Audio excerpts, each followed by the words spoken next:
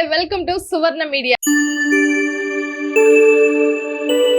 నిన్నటి ఎపిసోడ్ చూసుకున్నట్లయితే nomination episode అవగానే దాని తర్వాత యష్మికి సోనియాకి పెద్ద ఫైట్ జరుగుతుంది. ఆ ఫైట్ నుంచి స్టార్ట్ అవుతుంది అనమాట నిన్నటి ఎపిసోడ్.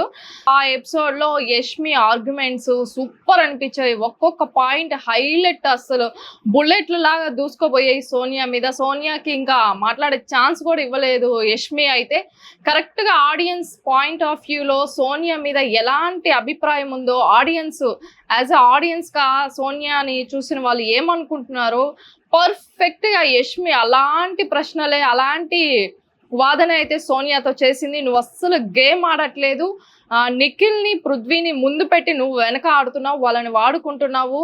సో అట్లాంటి ఆర్గ్యుమెంట్స్ అయితే సోనియా మీద చేసింది. సో అది కూడా నిజమే అనిపిస్తుంది, చూసే ఆడియన్స్ కూడా అలానే అనిపిస్తుంది. సోనియా గేమ్ అయితే జీరో అనే చెప్పాలి. సో ఆమె గేమ్ అంతా నిఖిల్ పృథ్వీ వాళ్ళతోనే, వాళ్ళని ముందు పెట్టుకోవడం, వాళ్ళతో మాట్లాడడం, వాళ్ళని గుసగుసలాడుకోవడం, ఇదే ఉంది మొత్తం గేమ్ మొత్తము. సో అలాంటి పాయింట్స్ అయితే యష్మి రేస్ చేసింది. సో నిఖిల్ కూడా డబల్ గేమ్ ఆడుతున్నాడా అనిపిస్తుంది. యష్మిని వచ్చి ఓదార్చాడు, మళ్ళీ సోనియా దగ్గరికి వెళ్ళాడు. ఇంత డిస్కషన్ జరుగుతుంటే, యష్మి ఇంతలా ఫైర్ అవుతుంటే, ఇన్ని పాయింట్స్ అడుగుతుంటే నిఖిల్ పృథ్వీ మాత్రం సైలెంట్ గా ఉండిపోయారు. సో ఆ గొడవ అంతా క్లోజ్ అయిపోయిన తర్వాత మార్నింగ్ బిగ్ బాస్ సాంగ్ వేస్తారు, వాళ్ళంతా డాన్స్ చేస్తారు. తర్వాత క్లాన్ కి సంబంధించి చీఫ్ ను ఎంచుకోవడం గురించి టాస్క్ అయితే పెడతారు. ఈ టాస్క్ అయితే బీభత్సం అనే చెప్పాలి, సూపర్ గా ఉంది టాస్క్ అయితే. సో ఈ టాస్క్ లో ఏం అర్థమైందంటే ఆడియన్స్ కి, సోనియాకి హౌస్ మేట్స్ అందరూ ఒక్కరు కూడా సోనియా సపోర్ట్ లేరు అని అయితే అర్థమైంది.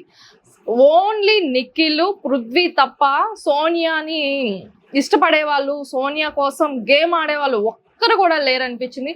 మొత్తము సోనియాని ఎప్పుడెప్పుడు చీఫ్ నుంచి, కంటెస్టెంట్స్ నుంచి తొలగిస్తామా అనే గేమ్ అయితే ఆడారు. ఒక్క నిఖిల్ తప్ప లాస్ట్ వరకు నిఖిల్ సోనియా కోసం అయితే చాలా పోరాటమే చేశాడు. ఫైనల్లీ సీత అయితే క్లాన్ కి చీఫ్ అవుతుంది. యష్మిన్ అయితే పోటీ నుంచి తొలగిస్తుంది. పోటీ నుంచి తొలగించేటప్పుడు ఒక పాయింట్ చెప్తుంది, అది కరెక్టే అనిపించింది. నువ్వు ఆల్రెడీ చీఫ్ అయ్యావు, నువ్వు చీఫ్ అయితే ఎలా ఉంటుందో అందరం చూసాము, నెక్స్ట్ ఇంకొకరికి ఛాన్స్ వస్తుందని చెప్పి యష్మిన్ అయితే తీసేస్తుంది. సో అలాంటి సిచ్యువేషనే మళ్ళీ నైనికాకు వస్తుంది. నైనికాని తీసేస్తుంది సీత. అప్పుడు ఇదే సేమ్ కారణం చెప్తుంది. సో నేను యష్మిన్ తీసేసాను కదా, సో సేమ్ అదే నీకు కూడా, నేను మాట మీద నిలబడిన దాన్ని అవుతాను, అదే నిన్ను తీసేస్తే, తీయకపోతే నేను చెప్పిన మాట నేనే తప్పినట్టు అవుతుందని తీసేస్తుంది. కానీ దానికి మాత్రం నైనిక చాలా హట్ అవుతుంది. సో నెక్స్ట్ సీత క్లాన్ లోకి ఎవరు వస్తారో అనే టాస్క్ అయితే నిన్న లైవ్ లో జరిగింది. ఈ రోజు ప్రోమోలు అయితే సో ఒక్కరు కూడా నిఖిల్ క్లాన్ కి వెళ్ళడానికి ఇంట్రెస్ట్ చూపించలేదు. ఓన్లీ సోనియా పృథ్వీ తప్ప నిఖిల్ క్లాన్ కి ఎవ్వరు వెళ్ళడానికి ఇష్టపడలేదు. అంత మంచి సాఫ్ట్ నేచర్ ఉన్న నిఖిల్ ని ఎవరు ఇష్టపడలేదు, తన క్లాన్ లోకి వెళ్ళడానికి ఇష్టపడట్లేదు అనడానికి ఒకటే ఒక కారణం, అది సోనియా నిఖిల్ టీమ్ లో ఉండడమే. సోనియా వల్ల నిఖిల్ గేమ్ అంతా నెగిటివిటీగా మారిపోతుంది. సో టోటల్ నిఖిల్ గేమ్ మొత్తం సోనియా బీభత్సం చేసి, సో పైన హైలో ఉన్న నిఖిల్ ని కిందకి లాగేసిందనే చెప్పాలి. సో అందరూ సీత క్లాన్ లోకి వెళ్ళడానికే ఇష్టపడతారు. సో అట్లా క్లాన్స్ సెలెక్ట్ చేసుకుంటూ ఉంటారు. సో ఎవరికి నచ్చిన క్లాన్ లోకి వాళ్ళు వెళ్తారు. నిఖిల్ క్లాన్ లోకి వచ్చి సోనియా, పృథ్వీ, మణికంఠ ఉంటారు. తర్వాత మిగిలిన వాళ్ళంతా సీత క్లాన్ లో ఉంటారు. చివరికి యష్మి అలాగే ప్రేరణ మాత్రం మిగిలిపోతారు. అలా మిగిలిపోయిన తర్వాత యష్మి ఒక కారణం చెప్పి సీత క్లాన్ లో ఉండాలని నాకు ఉంది, సీత క్లాన్ లోకి వెళ్తాను అంటారు. లాస్ట్ ప్రేరణ మాత్రం మిగిలిపోతుంది. తనకు మాత్రం ఛాన్స్ ఉండదు తను సెలెక్ట్ చేసుకోవాలంటే ఏ క్లాన్ లోకి వెళ్ళడానికి. ఇంకా తప్పక నిఖిల్ క్లాన్ లోకి వెళ్లాల్సి వస్తుంది. అలాంటప్పుడు తను ఒక్క నిమిషం బిగ్ బాస్ అంటూ ఆపుతుంది. సో దీంతో అయితే కొంచెం చేంజెస్ జరిగే ఛాన్సెస్ ఉంది.